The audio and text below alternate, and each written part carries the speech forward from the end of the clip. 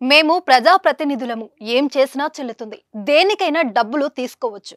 మాకు రాజ్యాంగ రక్షణలు ఉన్నాయి అనుకునే పరిస్థితి ఇక మీదట లేదు. భారత ప్రజాస్వామ్యానికే తలమానికంగా నిలిచే మన చట్టసభల గౌరవాన్ని మరింత పెంచే కీలకమైన తీర్పును సుప్రీంకోర్టు వెలువరించింది. చట్టసభలో లంచం కేసులకు సంబంధించి సుప్రీంకోర్టు ముఖ్యమైన తీర్పునిచ్చింది. ఎమ్మెల్యేలు, ఎంపీలకు లంచం కేసుల విషయంలో ఎలాంటి మినహాయింపు లేదని తెలిపింది. చట్టసభలో ఓటు వేసేందుకు, ప్రశ్నలు అడిగేందుకు లంచం తీసుకుంటే విచారణను ఎదుర్కోవాల్సిందేనని స్పష్టం చేసింది.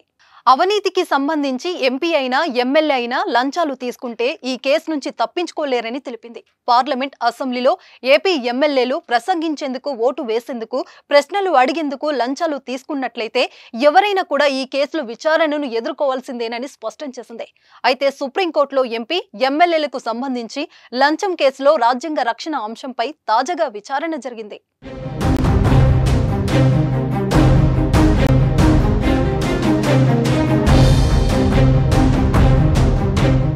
చీఫ్ జస్టిస్ డివై చంద్రచూడ్ నేతృత్వంలోని 7 సభ్యుల రాజ్యాంగ ధర్మాసనం సోమవారం ఈ అంశంపై విచారణ చేసింది.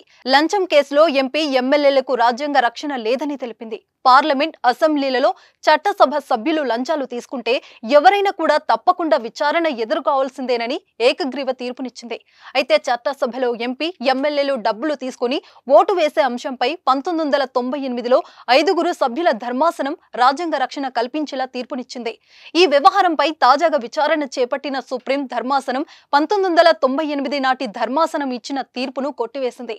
ఎంపీ, ఎమ్మెల్యేలు లంచం తీసుకోవడం భారత పార్లమెంటరీ ప్రజాస్వామ్య పనితీరును నాశనం చేస్తుందని సీజేఐ డివై చంద్రచూడ్ వ్యాఖ్యానించారు.